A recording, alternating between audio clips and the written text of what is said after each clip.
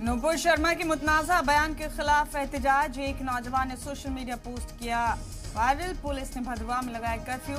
हालात संभालने के लिए फौज बुलाई।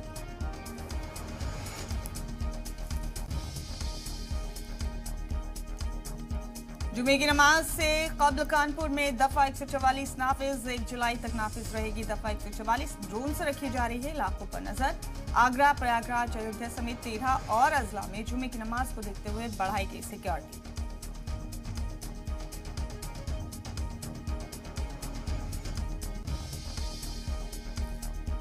हेट स्पीच के मामले में दिल्ली पुलिस ने नुपुर शर्मा और ओवैसी समेत 33 लोगों पर दर्ज की एफआईआर। ओवैसी का तंज, कहा पहली ऐसी एफआईआर देखी जिसमें गुनाह नहीं लिखा।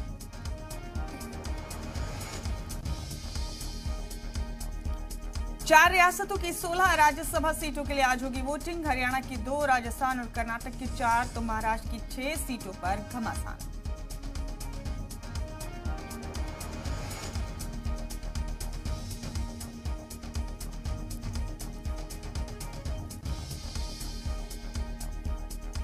पंजाबी सिंगर सिद्धू मूसेवाला के कत्ल मामले में गोल्डी बरार और रिंदा के खिलाफ जारी किया गया red corner notice. Lawrence Bishnoi की 5 दिन की रिमांड, आज हो रही खत्म। दिल्ली पुलिस दोपहर 12 बजे कर सकती है पेश।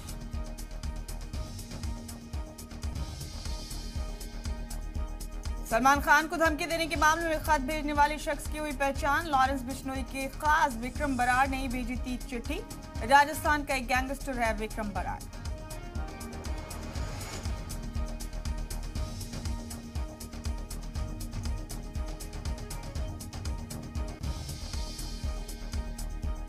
आज गुजरात के दौरे पर वजीर आजम मोदी और वजीर दाखिला अमित शाह अहमदाबाद के बोपल में इसरो सेंटर का करेंगे दौरा।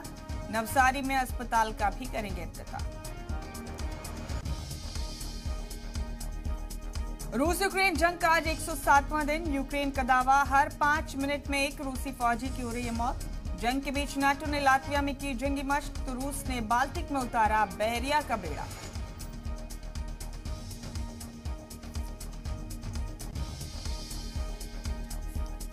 इख्तिसादी तंगी से जूझ रहे श्रीलंका में नहीं थम रहा लोगों का एहतजाज। कोलंबो में तलबा ने पुलिस हेडक्वार्टर के बाहर किया मुजाहरा।